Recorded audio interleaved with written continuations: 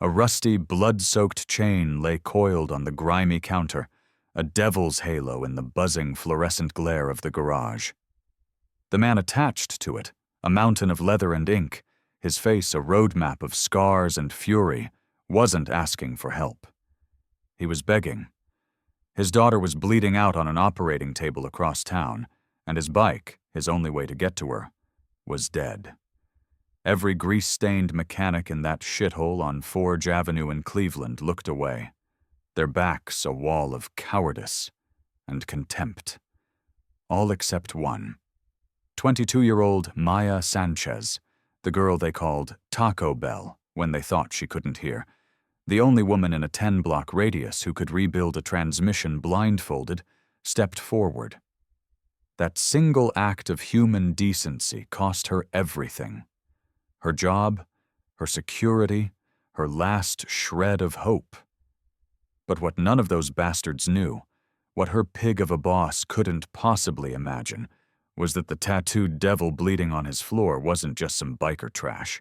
He was the brother of the man who owned the entire goddamn company. And from that moment on, everything was about to burn to the goddamn ground. Before we dive into this gutter and pull out the gold, tell me where you're watching from in the comments below. What city are you in? And hit that subscribe button right now because you're not going to want to miss the stories I'm bringing you tomorrow. You think this is intense? We're just getting started. It was another frozen piss morning on Forge Avenue in the industrial gut of Cleveland. The kind of morning where the air tasted like iron and despair, and the sky was the color of a day-old bruise.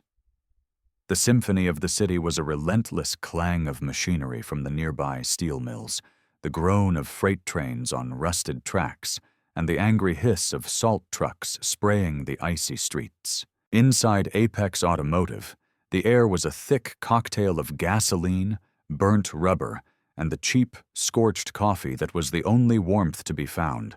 Fluorescent lights hummed a weary tune over a graveyard of half-disassembled vehicles, and toolboxes plastered with faded, peeling stickers of pin-up girls. Laughter, sharp and cruel, echoed from a corner where a group of mechanics were gathered.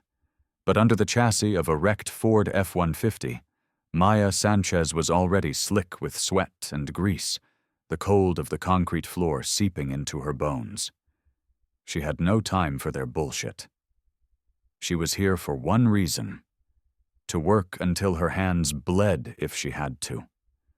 Maya was the youngest mechanic on the floor, the only woman, and she felt the weight of their judgment in every glance, every smirk, every deliberate exclusion. They didn't call her by her name. To them, she was Chica. "Hey, Chica, get me the 10 mil. Chica, you missed a spot under the fender. Chica, go clean the sludge trap. That's a girl's job, right?" She wore the name like a suit of armor forged in acid.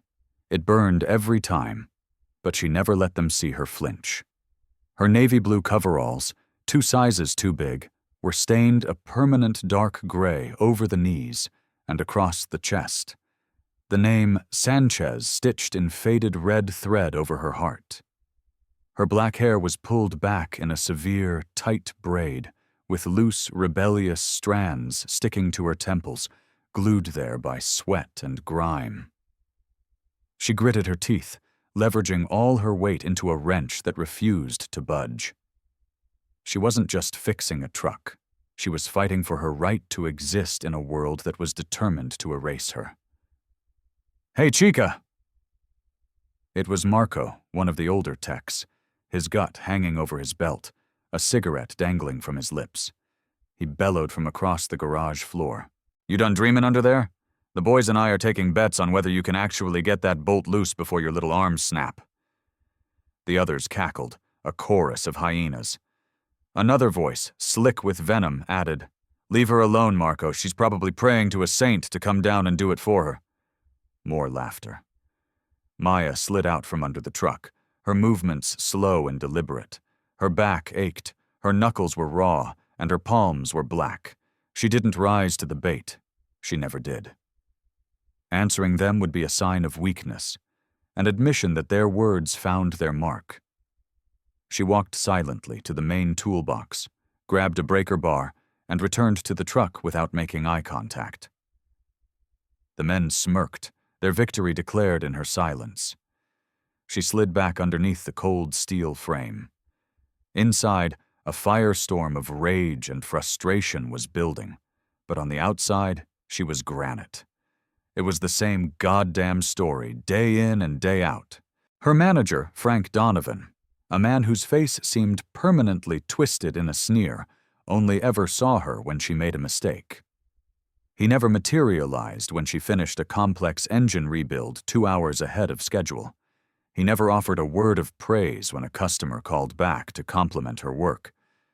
But let her misread a pressure gauge by a single PSI. Let one screw be less than perfectly torqued, and his voice would slice across the garage like a razor. "Sanchez, you call this finished? My grandmother could do a better job with a butter knife." He'd yell it in front of everyone, making sure the humiliation was as much a part of her job as the grease under her nails. She learned to be a ghost, to move silently, to work relentlessly, to be invisible until the job was done. But that didn't mean she didn't feel it. It didn't mean she didn't lie awake at night, the sting of their words replaying in her mind, fueling a dream that felt more impossible with each passing day. Maya dreamed of her own garage. Sanchez and Sons, the sign would read, painted in bold, proud letters. A clean shop, a place where skill mattered more than gender or skin color, a place where women like her could come and work and be judged only by the quality of their hands. But for now, this was her reality. Frostbitten mornings, endless double shifts, the constant, grinding disrespect. Her father was on disability after a fall at the mill, and her mother worked 2 cleaning jobs, her hands swollen and chapped. The stack of bills on their small kitchen table was a mountain that never shrank. Maya had no choice. She had to show up. She had to turn the wrench. She had to swallow the poison and pretend it was water. Her life, her family's life, depended on it.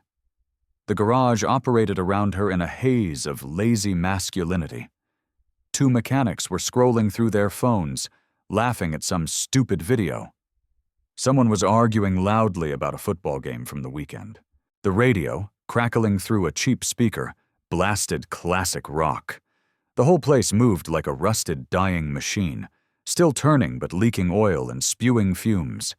And in the middle of it all, Maya created her own rhythm. Focused, precise, relentless. Every perfectly torqued bolt was a silent, "fuck you." Every purring engine she brought back to life was a testament to her belonging, a truth she knew in her bones even if they would never admit it. But she wasn't naive. In this place, belonging wasn't earned through skill. It was a birthright of the boys' club. And she was not, and never would be, a member. Another mechanic, a young guy named Kevin who should have known better, swaggered past her bay. "Working hard or hardly working, Chica?" he muttered, just loud enough for the others to hear and snicker. Maya didn't look up. She kept her eyes on the axle she was seating, listening for the solid, satisfying click that told her it was home. She set down her mallet, wiped her forehead with the back of a greasy sleeve, and exhaled a cloud of white into the frigid air. She wasn't just working. She was waging a war.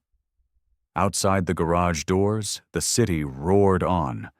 Taxis honked, trucks rumbled, and pedestrians hurried past, their heads bowed against the brutal wind. The weak winter sun struggled to pierce the grime on the windows, casting long, distorted shadows into the shop. The light barely touched Maya's bay, but it was enough to catch the defiant glint in her dark eyes. She had tuned out their jokes, their music, their existence. All she could hear was the voice in her own head, a steady, unyielding drumbeat. "Keep going. Don't let the bastards win. Keep pushing." The massive steel garage door groaned open, its screech barely audible over the scream of an impact wrench.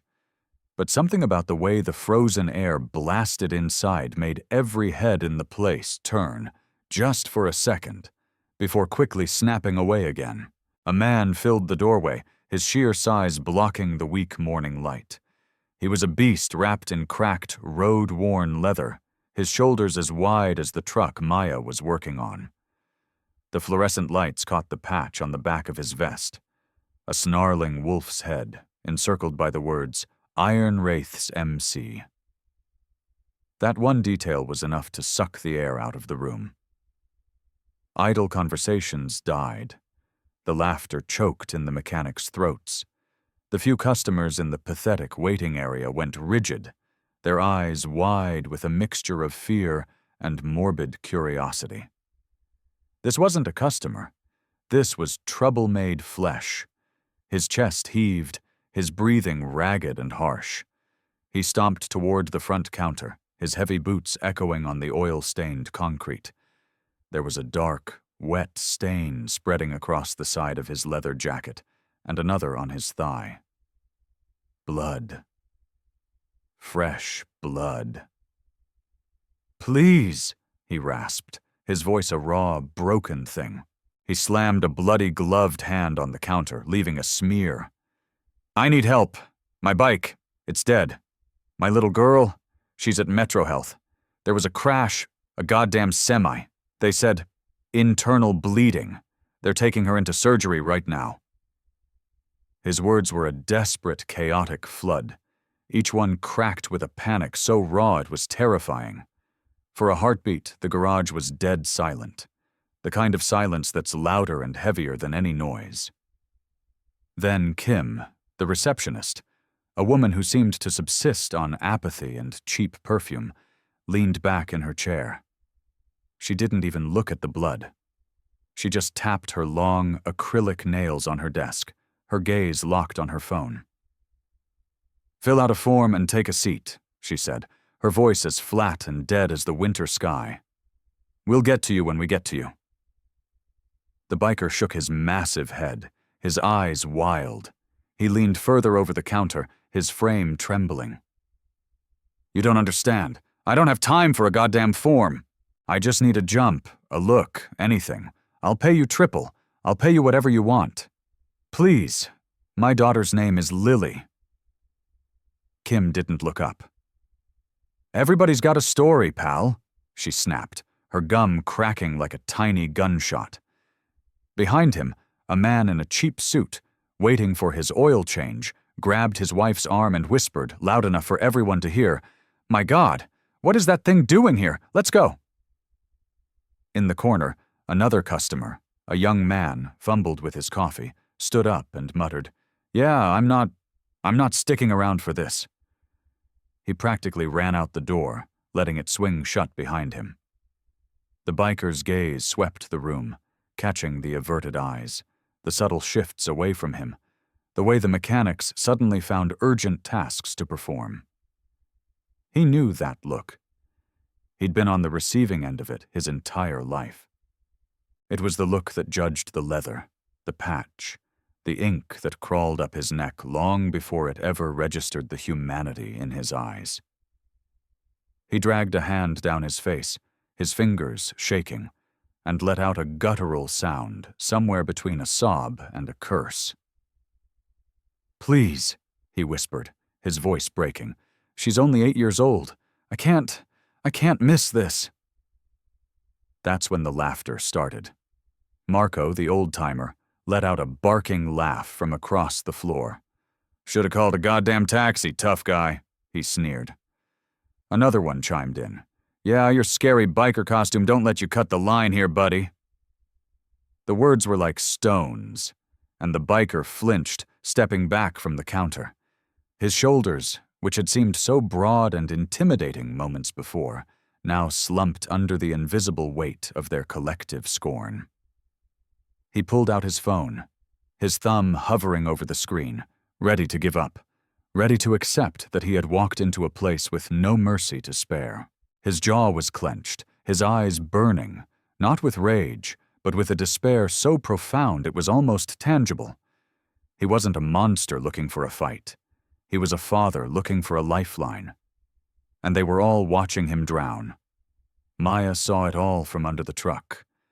She had heard every word, felt the room's atmosphere curdle around him. She saw the raw terror in his eyes, the way his hand trembled as he held his phone. She recognized that look, the look of someone being judged, convicted, and sentenced before they'd even had a chance to speak. It was the same look she got at the hardware store, the same dismissal she felt every single day in this very garage. The look that told you that you were less. Her heart hammered against her ribs, a frantic, angry rhythm. The biker's head was bowed, the fight draining out of him. He muttered something so soft only she could have heard it. God, please. Not my little girl. The garage was already moving on, the mechanics picking up their tools, Kim calling out for the next customer, their collective indifference swallowing him whole, rendering him invisible. He was a ghost of a man, a statue of rejection. The message was brutally clear. You are not welcome here.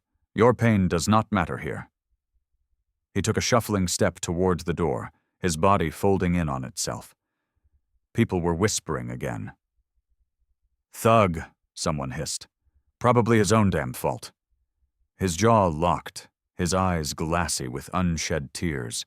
He was about to walk out, to be pushed back into the cold by the force of their prejudice, when a voice cut through the noise, calm and clear as a bell. Hey, wait. Every head snapped in her direction. Maya was standing by her workbench, a dirty rag in one hand. Grease streaked her cheek and her coveralls were filthy, but she stood as if rooted to the spot, her spine straight. Her voice hadn't been loud, but it had sliced through their hateful indifference like a razor. The biker froze, his back to her, and slowly turned. His eyes, wary and uncertain, found hers. She took a step toward him. What kind of bike? She asked. The garage fell silent again, but this time it was a silence of pure shock. A ripple of disbelief, then scorn moved through the mechanics. Would you look at that? Marco barked, a cruel smirk spreading across his face. Chica thinks she's a superhero. Another voice joined in. She's gonna get herself hurt playing with the big boys. Someone should tell her. Kim rolled her eyes so hard it was a wonder they stayed in her head. Fucking unbelievable, she muttered. But Maya's eyes never left the bikers. The only thing that mattered was the question hanging in the air between them. Tell me, she said again, her voice steady. The biker blinked, stunned by the simple decency of the question. A Harley, he stammered, his voice hoarse. An old Road King. It won't turn over. I think the ignition's shot. It's right outside. Maya nodded once, already moving. She walked toward him and held out a half-empty bottle of water from her toolbox. You look like you've been through hell, she said. Drink this. He stared at the bottle, then at her, his expression a mixture of confusion and profound gratitude. He took it, his hand shaking so badly that water sloshed onto the floor. Thanks, he whispered. My kid. They said there isn't much time. Maya was already crouching by the door, peering out at the massive black motorcycle parked at the curb. Could just be a loose wire, she said, her mind already working. 5, 10 minutes maybe. I can take a look. 10 minutes? He breathed, a desperate flicker of hope igniting in his eyes. I'll take 10 minutes. Behind them, a voice dripped with malicious warning. You're making a big mistake, Sanchez. Don't say we didn't tell you so. The laughter that followed was cold and sharp. Maya didn't even look back. She didn't acknowledge them. She reached into her personal toolbox, grabbed a multimeter and a few essential tools, and walked toward the door without asking for permission, without waiting for approval. Her heart was a jackhammer in her chest, but her hands were rock steady. She wasn't helping him out of pity. She was helping him because she knew exactly what it felt like to be screaming on the inside, while the world pretended you were silent. The biker followed her, his eyes still darting around the garage, as if expecting someone to tackle him, to throw him out. But Maya was already on her knees in the slush and road salt next to the Harley, her fingers expertly prying open a side panel, her focus absolute. It was as if the hostile world of the garage behind her had ceased to exist. For the first time since he had burst through that door, the man felt a sliver of hope. He felt seen. The voices behind her rose, no longer just mocking but laced with genuine threat. Marco, the old-timer who'd been at Apex since before she was born, stepped forward, his face dark. "Sanchez, I'm telling you for your own good. Get away from that bike. You don't get involved with clubs like the Iron Wraiths. There are rules in this world, and you don't touch a customer's vehicle without a work order signed by Donovan." He crossed his beefy arms, trying to use his years of authority to crush her. Another mechanic chimed in, his voice nervous. "He's right, Maya. Don't be a damn fool. These guys are nothing but trouble. You help him, and his problems become your problems. Walk away now." What do you think? Should she walk away? Is it ever worth risking your entire livelihood for a complete stranger? Let me know what you would do in this situation in the comments. I read every single one. Maya didn't look back. Her hands were a blur, tracing wires, testing connections, every part of her locked onto the machine. She heard their warnings, but the frantic ticking of the clock in her own head was louder. "You're gonna get canned, Chica," another voice sneered. "Donovan finds out you went off book for this piece of trash. You're done. We warned you." The laughter that followed was shaky. Underneath their bluster, they were afraid. Afraid of the patch. Afraid of the reputation. Afraid of the violence that name represented outside the safe, greasy walls of the garage. The biker stood a few feet behind her, a statue of conflict. He wanted to tell her to stop, to save herself from the trouble he had brought to her door. He knew what that patch did to people. He knew the doors it slammed shut, the venom it drew. He didn't want her to take a bullet that was meant for him. "You don't have to do this," he said, his voice a low rumble of anguish. She didn't even look up from the engine block. "I do," she answered, her voice even and calm. She found a frayed wire, her fingers moving with practiced ease. "My father taught me that you don't stand by and watch a man bleed. You don't ask for permission to be a decent human being." The words hung in the frigid air, silencing the shop for a long, pregnant moment. Marco scoffed, shaking his head in disgust. "Being decent don't pay the rent, kid. This isn't church. This is a business. You follow the rules or you get the hell out." Maya finally paused, straightening up just enough to meet his eyes over her shoulder. Her expression was a mask of cold resolve. "I'm not here to play by your rules. His daughter is in surgery. That's the only rule that matters right now." The biker's throat went tight. He had come here expecting to be spit on, to be thrown out. Instead, this young woman, half his size and with everything to lose, was standing her ground for him without a moment's hesitation. The other mechanics just shuffled their feet, muttering to each other, glancing nervously toward Donovan's office at the end of the hall. No one else dared to help, but no one dared to physically stop her either. They had thrown their warnings, their threats, their fear at her, and she hadn't even flinched. She crouched down again, her fingers working with incredible speed. The biker whispered, almost to himself, "Why are you doing this?" Maya didn't pause. "Because standing there and doing nothing is a choice. It's the worst choice of all. Because I couldn't look myself in the mirror tonight if I let you walk away without even trying." She found the break in the wire, stripped it with her teeth, and twisted the ends together. A small spark jumped. The engine coughed once, a weak, promising sound.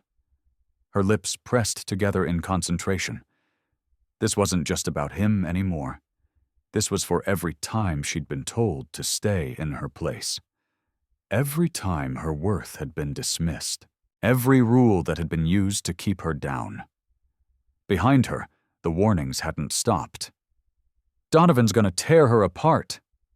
Kids throwing her life away for some lowlife. But Maya's hands kept moving, her resolve hardening into something unbreakable. She wasn't doing this for praise or approval. She was doing it because her conscience wasn't a matter of convenience. She had been taught that when someone falls, you offer a hand. When someone is in pain, you listen. And when someone is begging for their child's life, you damn well try. No job, no rule book, no fear of some asshole manager was strong enough to break that code. The biker swallowed hard, his voice thick with emotion. You're risking everything. Maya's eyes met his, dark and unwavering. Some things are worth risking everything for. And then she hit the ignition.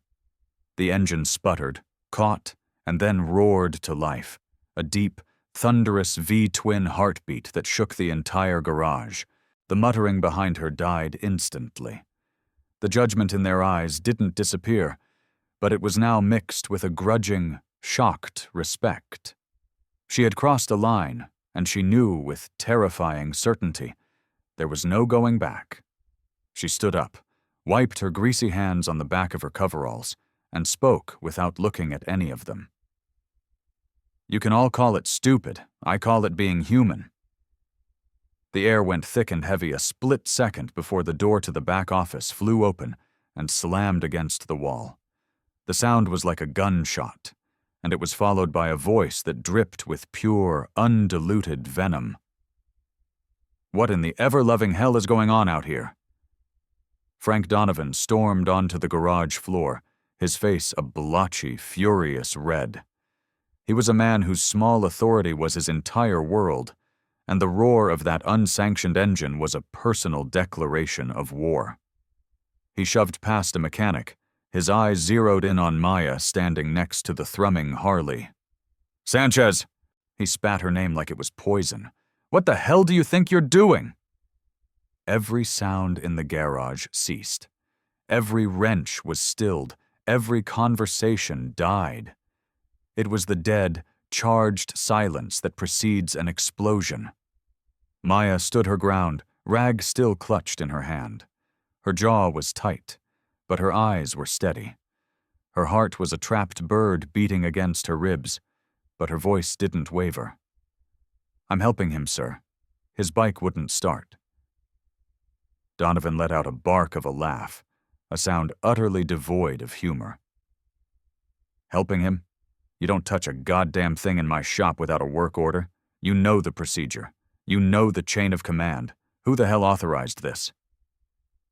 He jabbed a sausage-like finger toward the biker, whose face was a mask of hope and dread.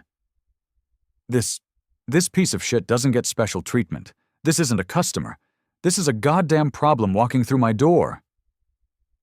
The biker's jaw clenched, the insult landing like a punch to the gut. He opened his mouth to speak, but Donovan cut him off with a vicious sneer. Oh, save it. I know your type. All leather and ink and respect me or else. You walk in here looking to intimidate people, thinking your little costume should make everyone drop what they're doing for you.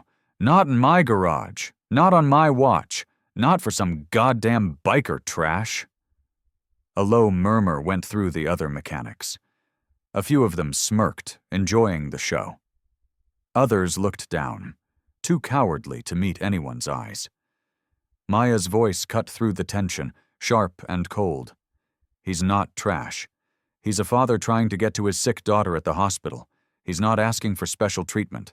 He's asking for 5 minutes of basic human decency.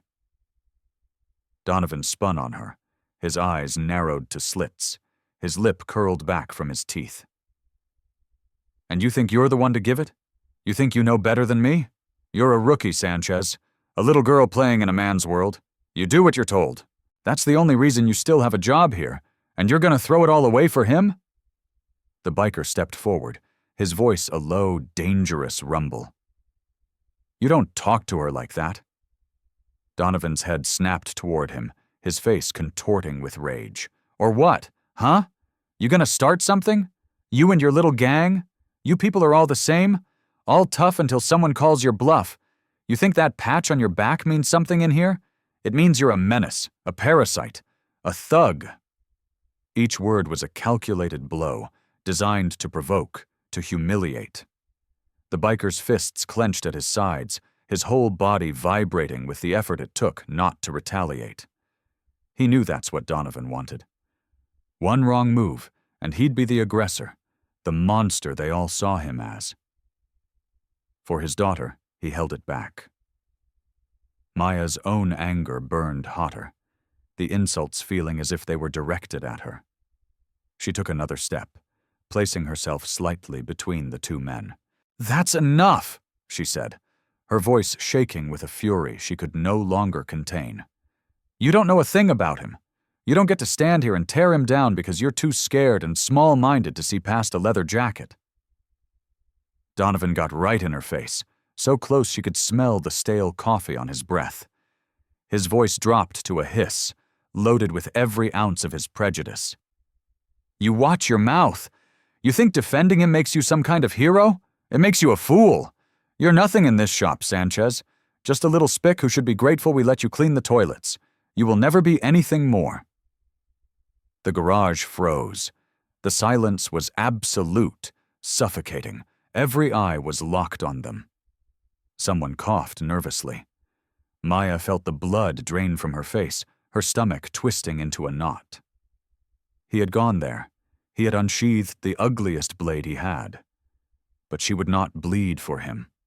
Her spine turned to steel. Her voice came back, steady, defiant, and loud enough for everyone to hear. "I earned my place here. With every bolt I've turned, every engine I've rebuilt, every goddamn hour of overtime I've put in. And I am not going to let you tell me I don't belong because I'm a woman or because my last name is Sanchez. You don't get to decide my worth. Not you, not ever." Donovan's face went purple.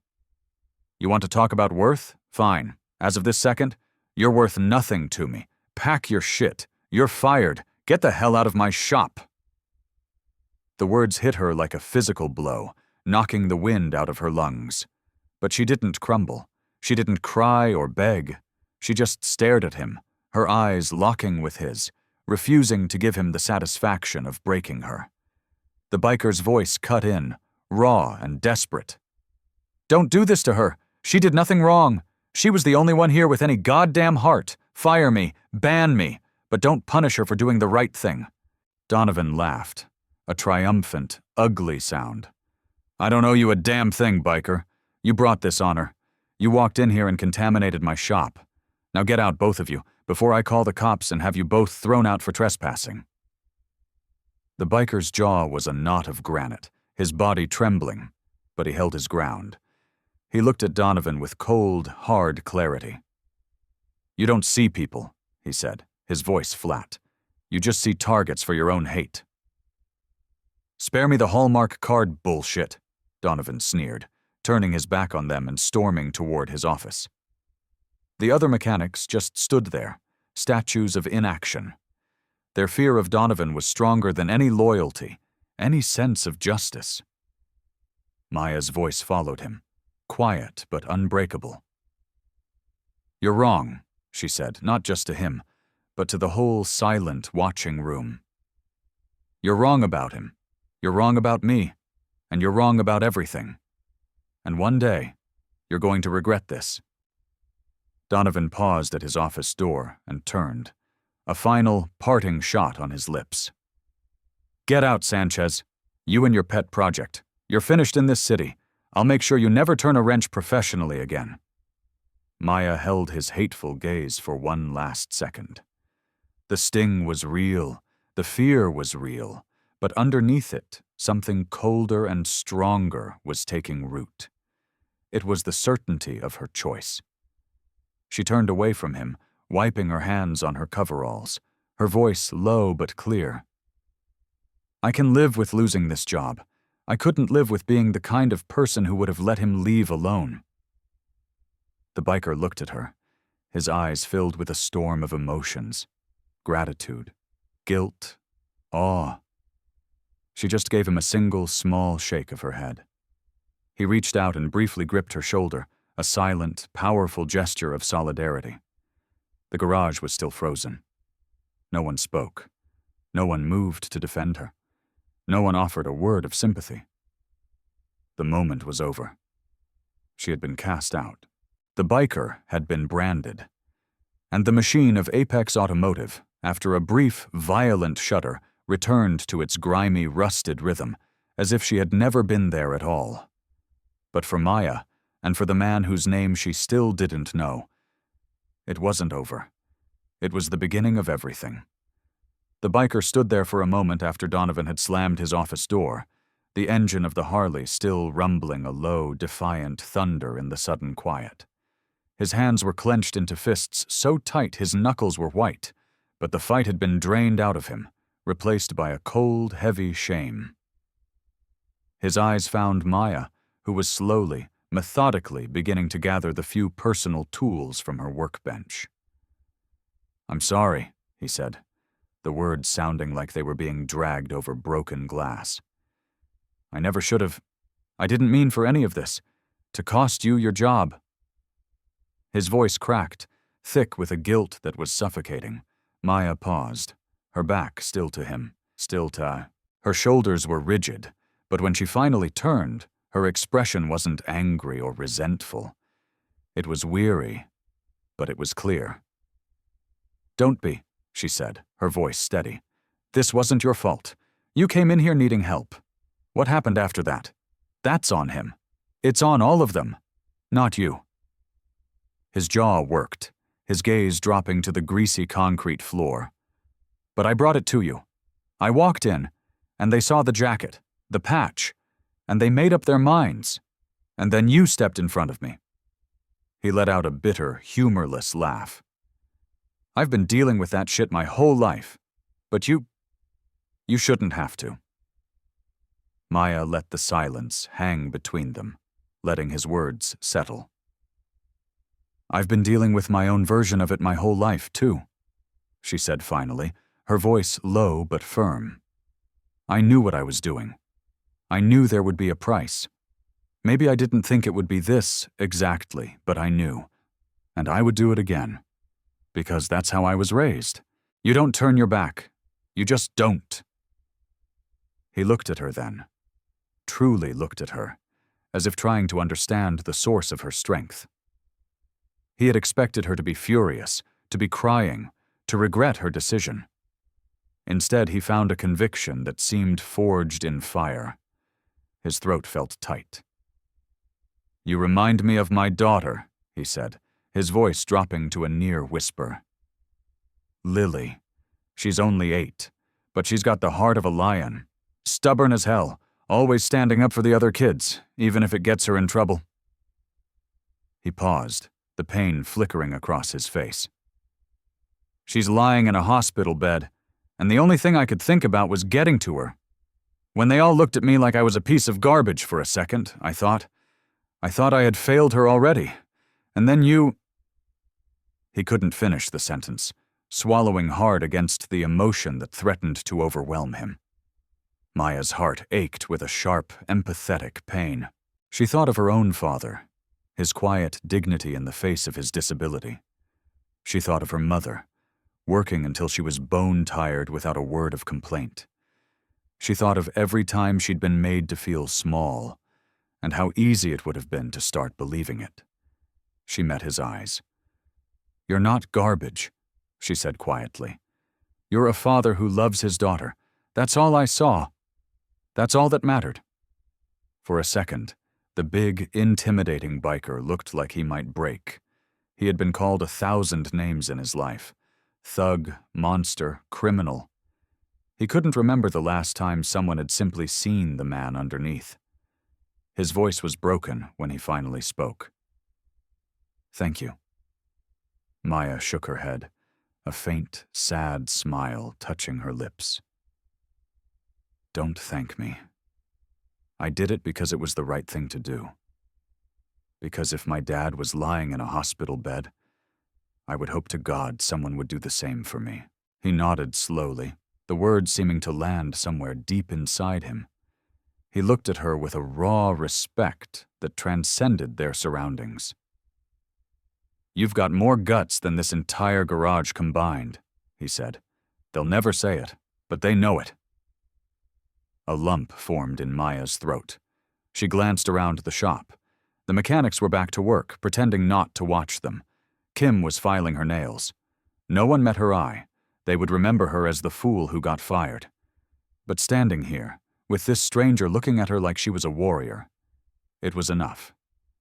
She took a slow breath, the weight of the day settling on her, but not crushing her. "I can live with losing the job," she repeated, more to herself this time. "But I couldn't live with becoming one of them. I'd rather carry the weight of being fired than the weight of being a coward."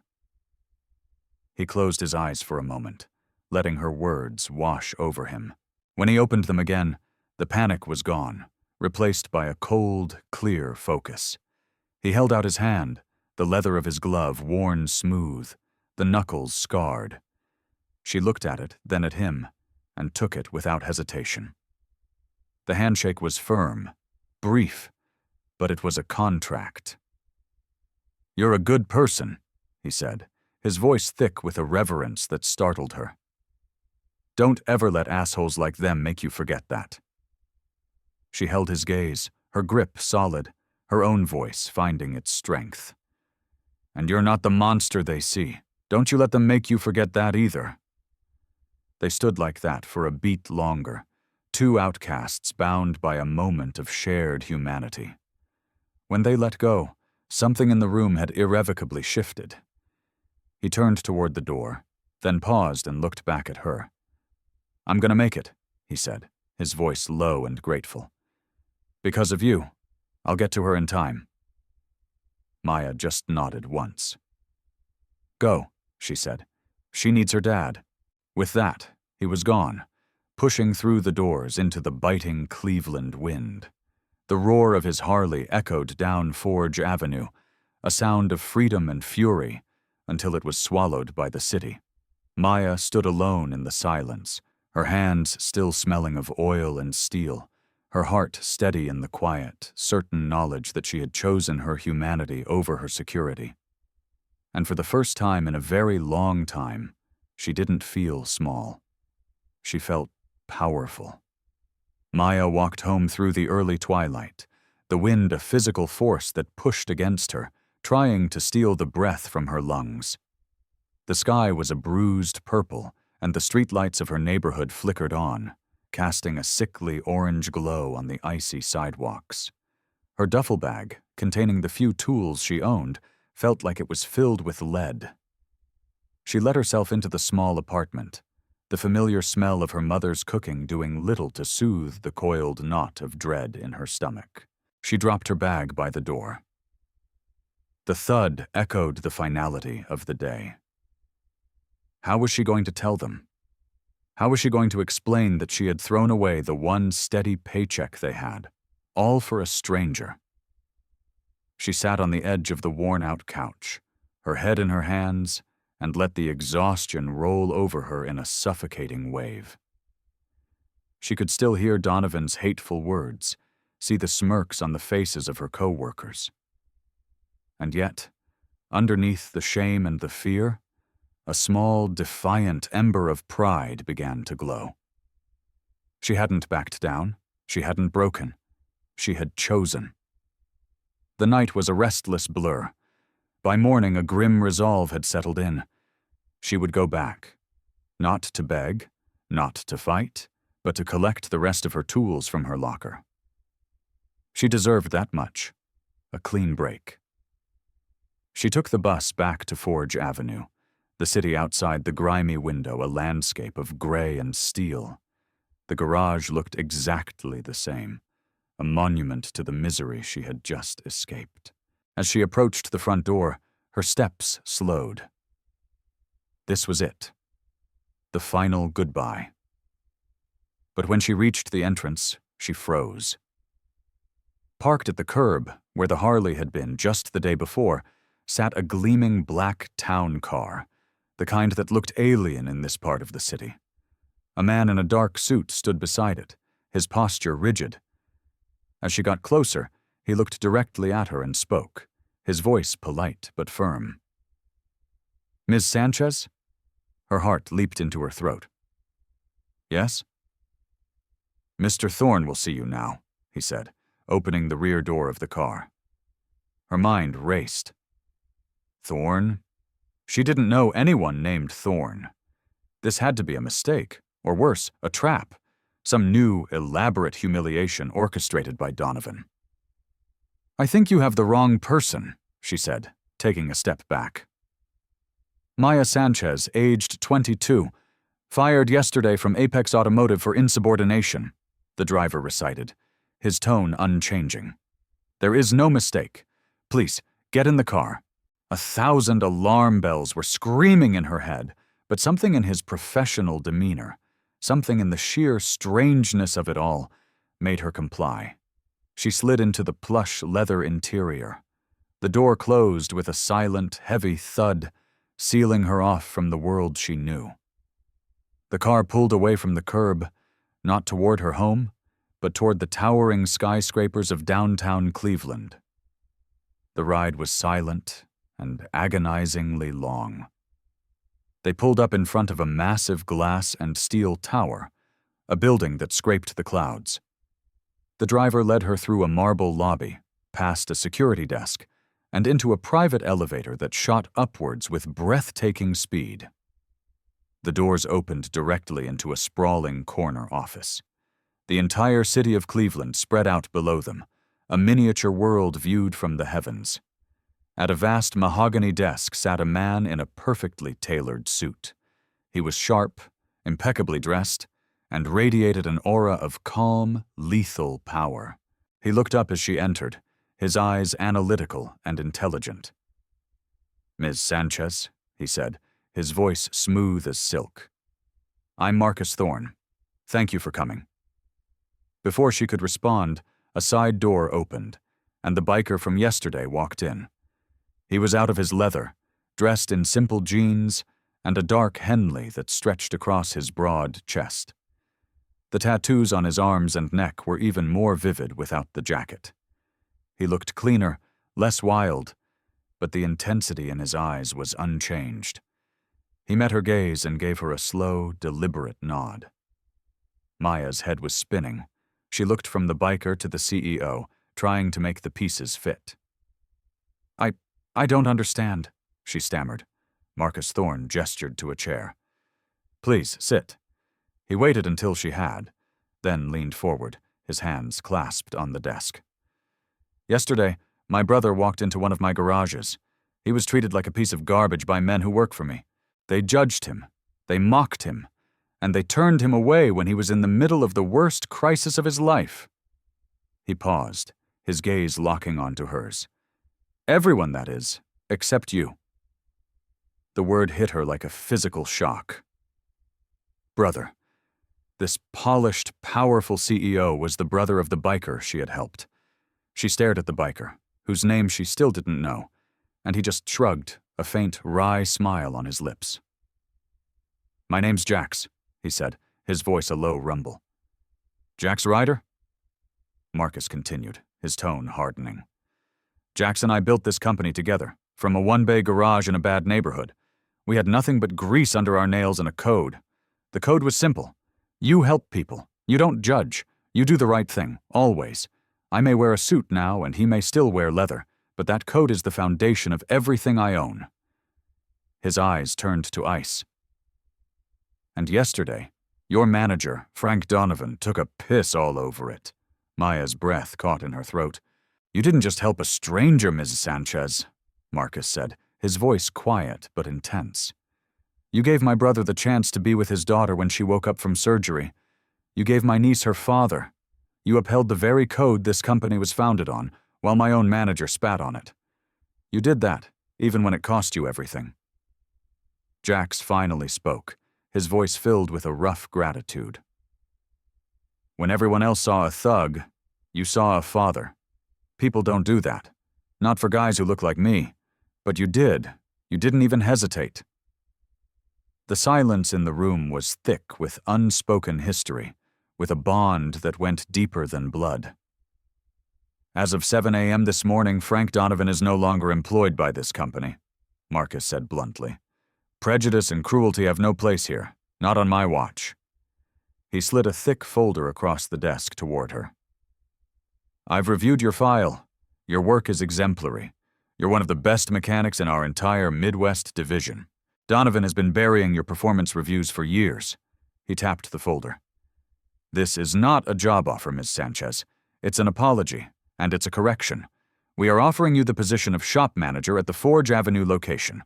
Full authority, top-tier salary and benefits, and a mandate to burn the old culture to the ground and rebuild it into something that reflects the code we started with." Maya stared at the folder, her mind unable to process the words. Manager. Her own shop. The dream she thought had just been brutally murdered was being handed to her on a silver platter. Her voice was a choked whisper. I don't know what to say." Jax stepped forward, his presence filling the space beside her. "Say yes," he said, his voice rough but certain. "Say yes because you earned it. Say yes because yesterday you were the only person in that whole damn city who acted like a human being." She looked from Jax's intense gaze to Marcus's steady one. Her heart was hammering against her ribs, a wild drum of terror and elation. She reached out a trembling hand and placed it on the folder. She didn't need to open it. Marcus Thorne extended his hand across the desk. His grip was like steel. "Welcome to the front office, Ms. Sanchez." She took his hand, her own grip surprisingly firm. And in that handshake, in that opulent office high above the city, Maya Sanchez felt the world shift on its axis. She wasn't the victim anymore. She was the storm. Donovan did not go quietly into the night. A man like him, whose entire identity was wrapped up in the petty tyranny of his position, couldn't accept being dethroned. He took his firing not as a consequence, but as a declaration of war. The bitterness festered, turning into a black, obsessive rage. From the sad, beer-soaked confines of his apartment, he began to plot his revenge. It started small, whispers to old contacts in the supply chain, a quiet word to a friendly inspector. He painted Maya as a reckless, inexperienced kid who was in over her head, a diversity hire promoted for appearances, not for skill. He was a master of the backhanded compliment, the well-placed seed of doubt. "She's a sweet girl," he'd say, "but she just doesn't have the experience to run a high-volume shop. It's dangerous." And slowly, insidiously, the poison began to work. Inside Apex Automotive, the atmosphere soured. The initial grudging respect the mechanics had shown Maya after Donovan's firing curdled into a sullen, passive-aggressive resistance. Tools would go missing from her bay. A work order she'd filled out would mysteriously vanish from the system. They'd follow her direct orders, but with a slowness and carelessness that bordered on sabotage. Customers started coming back with complaints. A man whose car she had personally serviced a week prior returned, furious, claiming his brakes felt mushy. When she inspected the vehicle, she found the brake line had been expertly nicked, a tiny, almost invisible cut that would cause a slow, dangerous leak over time. It was a wound that could only have been inflicted by a professional. She knew, with a sickening certainty, that one of her own mechanics had done it. But she couldn't prove a thing. One evening, long after her resentful crew had clocked out, she was alone in the silent garage, poring over inventory sheets that didn't add up, the weight of the world on her shoulders. She heard the familiar rumble of a Harley and looked up to see Jax leaning against the doorframe, his silhouette framed by the fading light. He'd been stopping by every few days, a silent, watchful guardian. "You look like you're carrying a truck on your back," he said, his voice a low gravel. Maya ran a hand through her hair, frustration and exhaustion etched on her face. I feel like it, she admitted. It's like I'm trying to build a house in the middle of a swamp. Every time I lay a foundation, the ground gives way. The numbers are off. The suppliers are suddenly back-ordered, and my own guys are looking at me like I'm the enemy. Donovan? He's not done. I can feel him, like a ghost, poisoning everything he used to touch. Jax's jaw tightened, a muscle flexing in his cheek. Then we stop fighting his ghost, he said flatly. We drag the bastard himself into the light. The next few days were a blur of escalating tension. A false, anonymous tip was sent to OSHA, triggering a surprise inspection that shut them down for half a day. A series of scathing one-star reviews appeared online, all posted within hours of each other, all using similar venomous language about the incompetent new female manager. The whispers among the mechanics grew louder. See? We told you she couldn't handle it. Place is going to hell. Maya felt like she was drowning. She worked harder, stayed later, double-checking every bolt, every invoice, every single detail herself. But it wasn't enough to fight an enemy she couldn't see. Donovan was a cancer, and he was killing her dream from the outside in. She was close to breaking, the thought of failure a bitter taste in her mouth. That night, Jax called her. His voice was different. It was sharp, cold, and utterly devoid of doubt. Be at the shop at 9 a.m. tomorrow, he said, and don't be late. Jax, what's going on? She asked, a knot of anxiety tightening in her stomach. Just trust me, he said, and hung up. The next morning, Forge Avenue woke to the sound of thunder. It wasn't a storm. It was the synchronized roar of nearly 200 motorcycles. They rolled in, one by one, then by the dozen, a river of chrome and steel that flooded the street. Members of the Iron Wraiths, joined by other clubs from across the state, a formidable army of leather and loyalty. They parked in perfect formation, blocking the entire street, their engines idling in a deep, intimidating chorus that shook the very windows of Apex Automotive. People poured out of the nearby warehouses and storefronts, their phones out, recording in stunned silence. This wasn't a joyride. This was a show of force. Maya stepped out of the garage, her heart pounding against her ribs. She saw Jax at the head of the formation sitting on his Road King. He cut his engine, swung his leg over the bike, and stood, every inch the president of his club.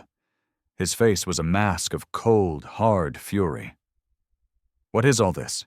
She whispered as he approached. This, he said, his voice carrying over the rumble of the engines, is how we fight back. He turned to face the growing crowd and the dozens of phones now streaming live. He held up a thick manila folder. Frank Donovan's lies end today, he bellowed. I have proof.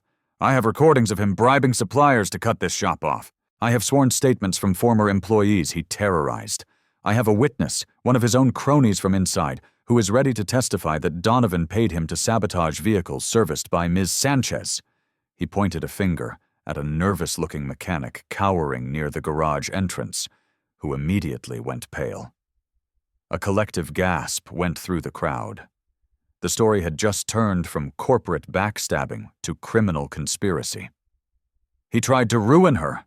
Jax's voice was a roar of righteous fury. He tried to destroy this business because his fragile ego couldn't handle being replaced by a strong, competent woman. He put lives at risk to settle a score.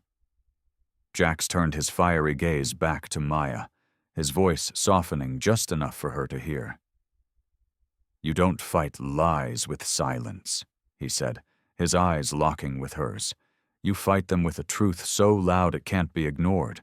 The truth is, this woman has more integrity in her little finger than that coward has in his entire body. She stood up for a stranger when no one else would. She deserves this city's respect, not its suspicion. And as long as the Iron Wraiths draw breath, she will never, ever stand alone again. As if on cue, the 200 bikers behind him revved their engines in unison, a deafening, explosive roar that echoed off the brick buildings, a primal scream of solidarity, The crowd erupted in cheers. Across town, Donovan was watching a live stream on his laptop, his face turning from red to a sickly gray. His phone began to ring, but he just stared at the screen in disbelief as his carefully constructed web of lies was publicly incinerated. "No," he muttered, his hands shaking. "No, no, no." A hard, relentless knock rattled his apartment door. "Cleveland PD," a voice shouted. "Open up." Donovan scrambled back from the door, his eyes wide with panic. The knock came again, louder this time, followed by the splintering crack of wood as the door was forced open. Back on Forge Avenue, amid the thunder of engines and the cheers of the crowd, Maya stood beside Jax, tears streaming unchecked down her face.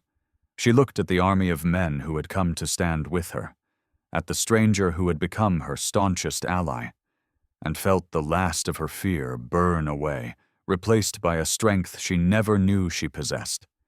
The ground beneath her feet was solid again. She wasn't just surviving anymore, she was fighting back. And this time she had an army at her back. The roar on Forge Avenue was more than just noise. It was a verdict being delivered by 200 engines. It was a raw, primal declaration that the truth had arrived, and it was loud, and it was angry. The sea of bystanders, their phones held high like torches, became a de facto jury, broadcasting the trial of Frank Donovan across the city in real time. Hashtags were already trending. Court stand with Sanchez, Humboch, Forgave justice. At the epicenter of it all, Maya stood, grease still smudged on her cheek like war paint, her eyes wide as she watched the scene unfold. Jax held the folder aloft, a weapon forged from paper and proof. "This is the evidence," he yelled, shaking it for the cameras. "Every text, every recorded call, every dirty deal Donovan made to frame her and ruin this shop. It all leads back to him." He pointed a thick, tattooed finger towards the garage. He thought he could get away with it because he thought nobody would fight for her. He thought you'd all believe his lies because it's easier to tear down a woman, a minority, who dares to take a position of power. The words hit the crowd like a shockwave. On the sidewalk, a customer who had complained just days before had the decency to look ashamed, his eyes dropping to his shoes. The truth, when it's this raw and undeniable, has a way of forcing introspection. Jax's voice cracked with emotion as he continued. "This woman, she put her job, her entire future on the line for me. A man she didn't know. A man all of you." He swept his arm to indicate the garage. "Judged and dismissed in a heartbeat. She saw a father, terrified for his little girl. And because of her courage, I got to hold my daughter's hand when she woke up. I got to tell her I loved her." He paused, his voice dropping, becoming thick and raw. "You tell me what that's worth. You put a price on that." Maya swallowed against the tight knot in her throat, the tears finally winning. But she didn't try to hide them. She stood tall, letting them fall. Suddenly, a single police cruiser rolled quietly through the parted sea of motorcycles, its lights flashing silently. The crowd murmured, phones swinging to capture the new development. 2 officers got out. They didn't approach Jax or the bikers. They walked with grim purpose straight into the garage, heading for the back offices. A moment later they emerged, with Frank Donovan held firmly between them, his hands cuffed behind his back. Donovan, his face a mask of purple rage and disbelief, started screaming. "It's a setup! She's lying! They're all lying! You can't do this!" But his protests were drowned out by the eruption from the crowd. A chorus of jeers and shouts of "liar" and "racist" followed him as he was shoved, still struggling, into the back of the cruiser. Maya watched, her heart a frantic drum against her ribs. She had hoped for justice, but she had never imagined it would be so swift, so public, so absolute. She felt the ground solidifying under her feet, the swamp of lies and sabotage draining away, leaving behind firm, unshakable ground.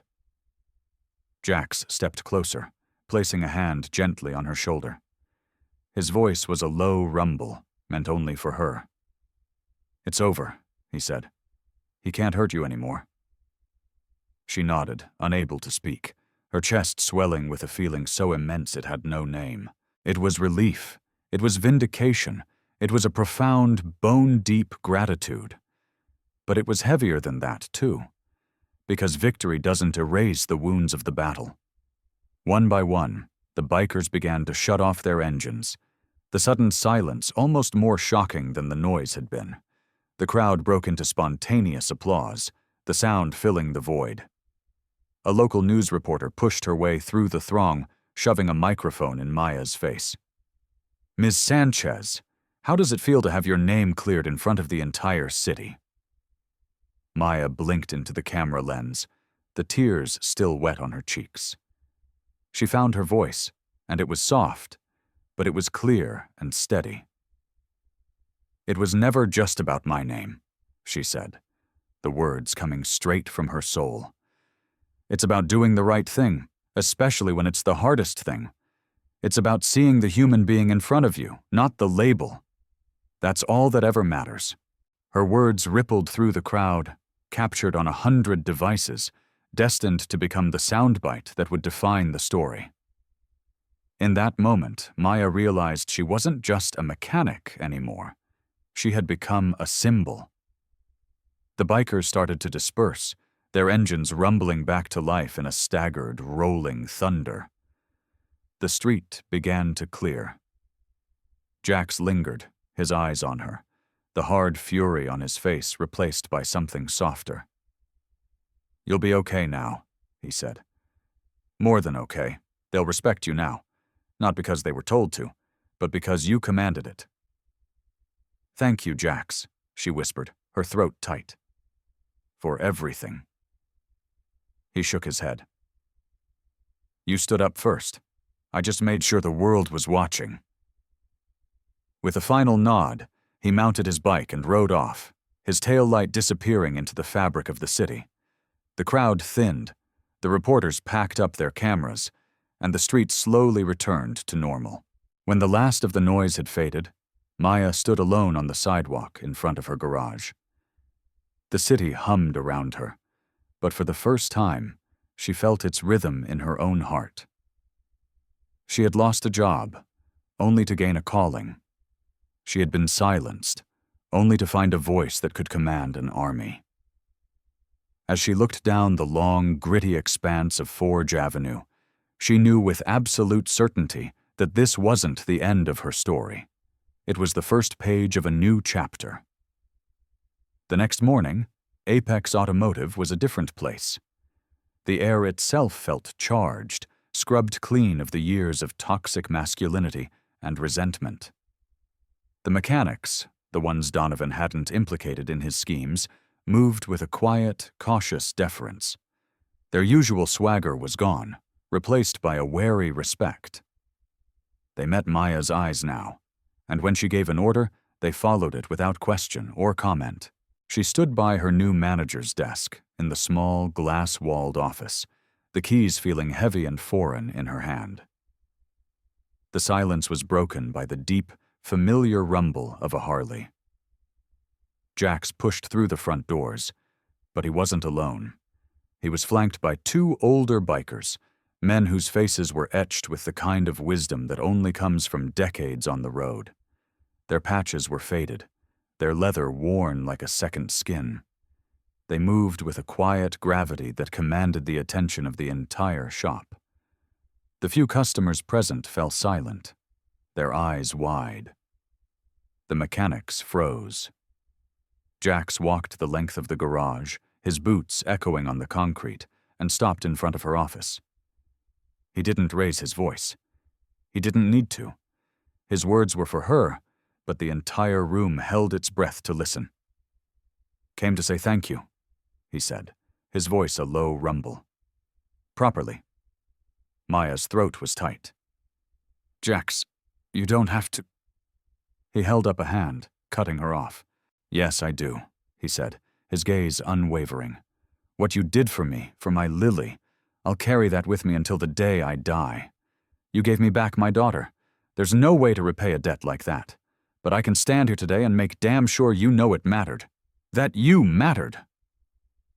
His words, spoken with such raw, simple sincerity, landed with more force than any threat or insult ever could.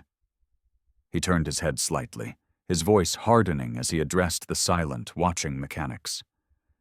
"She stood alone in this place when every single one of you turned your backs. You saw a patch, and you wrote me off. She saw a father, and she risked everything. That makes her more of a man than any of you will ever be, and from this day forward, you will show her the respect she has earned." The weight of his words was immense, an indictment and a command all in one. Shame flickered across the faces of the men who had once mocked her. Jax turned back to her, his expression softening. "You told me you were just trying to be human. Well, maybe that's the whole point. Maybe that's what a real hero is." A single tear escaped and traced a clean path through the grime on her cheek. She didn't wipe it away. Her voice, when she found it, was steady. "I just did what I thought was right. And that's why you'll never have to stand alone again," he said. "Not as long as we ride." Just then, Marcus Thorne emerged from the back, his expensive suit looking out of place but his presence undeniable. He stood beside Jax, a portrait of two worlds united. "What my brother says is true," he announced, his CEO's voice ringing with authority. "This garage failed. It failed him, it failed Ms. Sanchez, and it failed the principles this company was built on. That failure ends today." He looked directly at Maya. "You didn't just save a family, Ms. Sanchez. You saved the soul of this company. You reminded me what we're supposed to be about." He then addressed the entire shop. "This is your new manager. Her word is law. Her vision is our future. If any of you have a problem with that, the door is right there. Don't let it hit you on the way out." No one moved. No one spoke. The New World Order had been established. Months passed. The garage on Forge Avenue was transformed.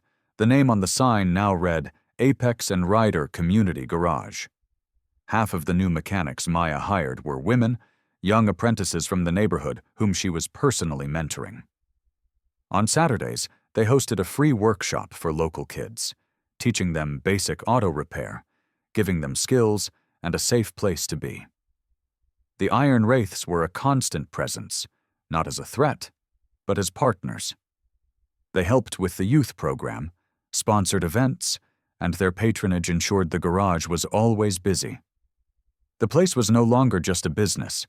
It had become the heart of the community. One crisp autumn afternoon, as the sun set, casting a golden glow over the city, Maya was under the hood of a car, showing a teenage girl how to change a spark plug.